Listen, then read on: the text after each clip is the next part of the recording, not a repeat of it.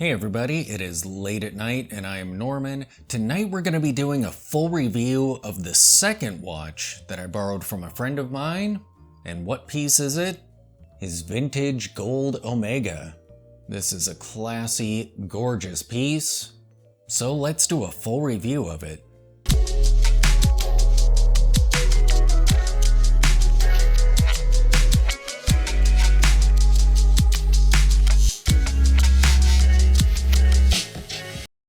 Look at this gorgeous watch. It has a very interesting, unique aesthetic to it. It has a tonneau shape. And I just can't believe the state of that dial. It is in such excellent condition. My friend has it on this gorgeous strap. Extremely thin. And the taper on it looks great with this watch, as does the brown color and that texture. This is a Baume & Mercier strap, and we have an Omega buckle on there. Gold to match, which is great. It always looks weird and off-putting if the buckle is silver and the watch itself is gold. The lugs on this watch are pretty straightforward. Fairly small, utilitarian. It has a nice thin case there. And the gold plating or gold fill on this is in excellent condition. There are no spots where it's wearing off. Even the gold on the crown looks good. Looking at the case back, it is nice and utilitarian, just brushed, no details on it. We see that it's friction fit because here's the lip where you can pop it open at. The crown is pretty short, so let's see what it's like to use that. We'll pop it out. It's pretty easy to grip. Oh, and that feels great. There's a nice amount of resistance there.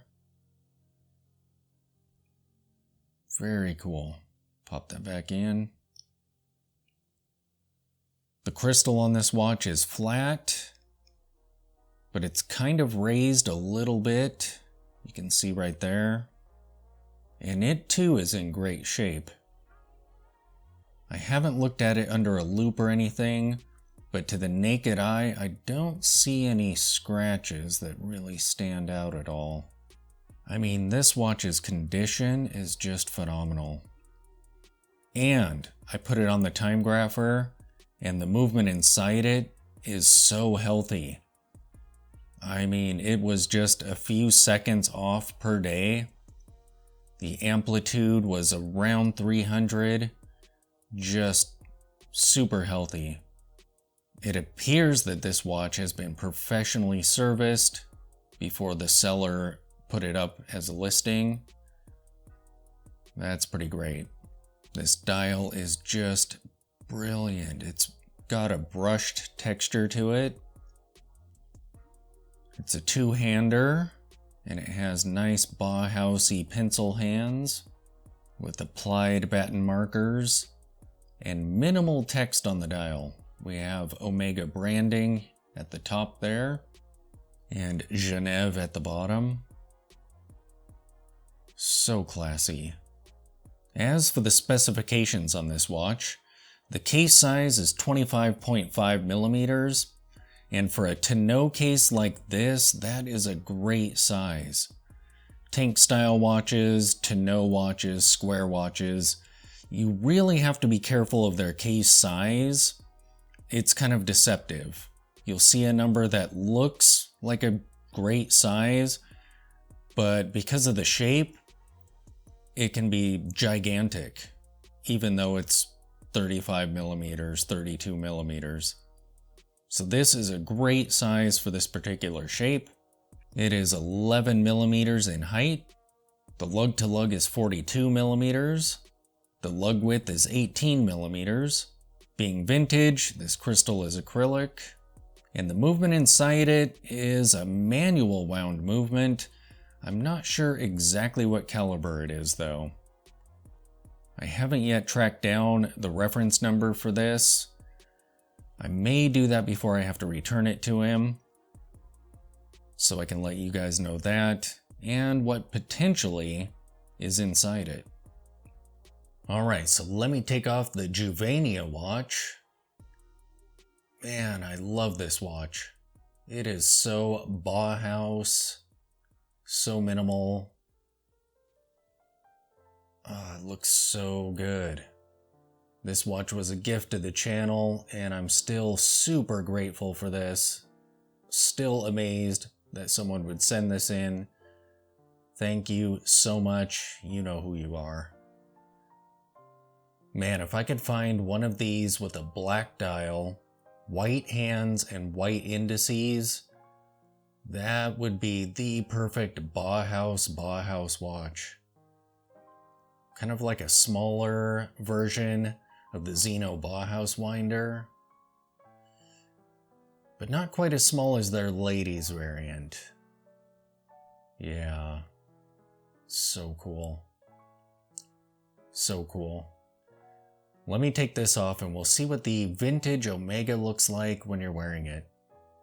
Here is the Omega on my 7-inch wrist. And my wrist is 55 or so millimeters wide, depending on how I'm holding my wrist. This watch is beautiful, classy, so dressy. When it's on your wrist, it almost has sort of the TV watch look to it, just on its side, which is kind of cool. This strap is a little bit in between for me, so it's kind of loose on my wrist. And I think if that fit a little bit more snug, the watch would sit more flat than it currently does. I think that would be my only major criticism of this watch, would be how it sits on the wrist. I feel like a slight curve to it would do a lot to help out, but you can see that with the lug-to-lug and the shape of this case, the watch wears larger than you would think, just looking at its specifications. And that's kind of the case with tonneau and tank style watches, like I mentioned. They wear differently than round watches do. So you kind of have to see them in person, or see enough of them in person, to kind of know what size to go for. So classy. So dressy. Oh, this would look great with a suit or button-up shirt. Yeah. Beautiful watch. So there you have it, another brilliant watch that a friend of mine owns, and this one also has an amazingly healthy movement in it. I'm not sure who he's been buying these watches from, but whoever that seller is, wow, they're impressive. It appears that they actually had these watches professionally serviced. I feel like usually when you get vintage watches like these, they were serviced by the seller themselves, so kind of amateur work, that would be my guess. But these are spot on. Both this watch and the Tudor that I borrowed from my friend have the best readings I've ever seen on my time grapher. And that includes brand new watches that I own. Phenomenal. But yeah, another absolutely gorgeous watch in his collection. Thanks for watching.